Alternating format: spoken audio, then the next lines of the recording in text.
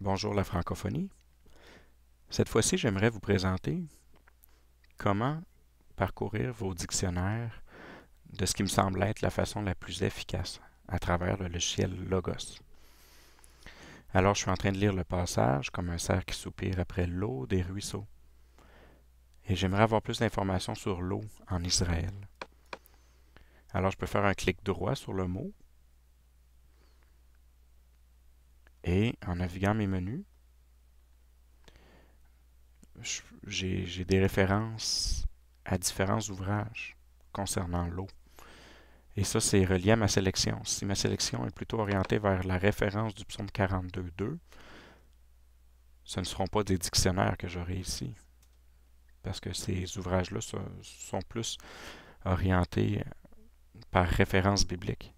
Mais si je change ma sélection pour prendre seulement le mot que j'ai sélectionné, alors là, ce sont des dictionnaires qui s'intéressent à des mots.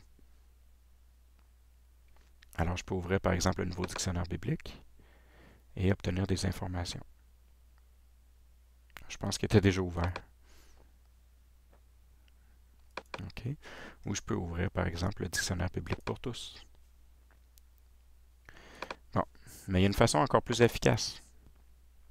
Sans même ouvrir le menu et me soucier d'avoir la bonne façon de sélectionner les choses, ce qu'on peut faire, c'est simplement double-cliquer sur un mot. Alors, je vais sur l'eau et je double-clique. Et ça ouvre immédiatement le dictionnaire. Et là, je peux consulter l'article. Et là, on va changer un peu d'optique, puis on va se demander comment on peut naviguer efficacement nos dictionnaires. Alors, bon, pour naviguer au sein des articles d'un même dictionnaire, c'est assez simple. Lorsque les mots sont en bleu, on a un aperçu et on peut cliquer pour arriver à l'endroit ou à l'article. Et vers la fin des articles, souvent, il y a des liens vers d'autres articles connexes. Mais le double-clic fonctionne encore ici aussi. Alors, si je double-clique par exemple sur réservoir, j'ai quelque chose. Et je double-clique sur Siloé, j'ai quelque chose. Alors, ça peut être assez efficace de naviguer comme ça. Et piscine, voilà. Et maintenant, si j'aimerais comparer un article en allant dans un autre dictionnaire, je peux cliquer ici sur les deux barres qui sont parallèles. Et dans votre version du logiciel, ce sont probablement plutôt deux barres qui font le symbole mathématique égal. Dans tous les cas, je peux accéder à différentes ressources de cette façon-là. Alors là, j'ai changé de dictionnaire. Et ici, je vois qu'il n'y a pas vraiment d'article sur les piscines. Alors, je vais retourner en arrière parce que c'est pas intéressant. Et là, je peux double-cliquer sur bassin et obtenir un article. Et là, je vais ici et je n'ai pas de ressources parallèles. Mais voyez-vous, parallèle à quoi? Bassin ou ce mot-ci? Alors, j'ai un problème. Moi, je voulais avoir les ressources parallèles du bassin. Alors, ce qu'il faut faire dans ce temps-là, c'est corriger le mot dans la boîte de référence ici. Alors, je peux cliquer dans l'article. Et une fois que j'ai cliqué, j'ai le bon mot dans la boîte de référence et maintenant, j'ai les bonnes ressources parallèles pour ce mot-là. Je double-clique sur cuvette et je n'ai pas de ressources parallèles. Voyez-vous, c'est comme ça qu'on peut naviguer d'un dictionnaire à l'autre. Mais là, on peut se faire surprendre assez souvent par le fait qu'il n'y a pas de ressources parallèles. Mais ce qu'on peut faire aussi, c'est simplement cliquer sur la boîte de référence. Parfois, on l'appelle la zone d'index. Et commencer à écrire un mot. Et là, j'aimerais changer de dictionnaire. Je vais aller sur bassin parce que je suis arrivé par là. Et j'ai double-cliqué et voyez-vous, ça m'a ouvert le dictionnaire ici. Je vais le tasser pour le remettre ici.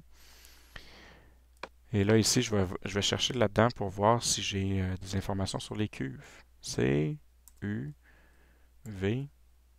Ah, c'est ça. C'est pas cuvette, mais cuve. Alors, je fais Entrée. Et j'y arrive. Alors, il y a toutes sortes de façons de naviguer au sein des mots d'un dictionnaire. Et parfois, ça peut être un peu truqué ou difficile de passer d'un dictionnaire à l'autre pour trouver des informations. À ce moment-là, il faut penser, par exemple, à changer de mot, à mettre à jour la boîte de référence pour être capable d'atteindre l'autre dictionnaire. Mais dans tous les cas, c'est vraiment, vraiment utile de pouvoir simplement double-cliquer sur un mot où que l'on soit pour obtenir une référence. Ici, je ne suis pas dans la Bible, je suis dans un commentaire biblique. Et je double-clique sur Biche, et voilà. Et ensuite, oh.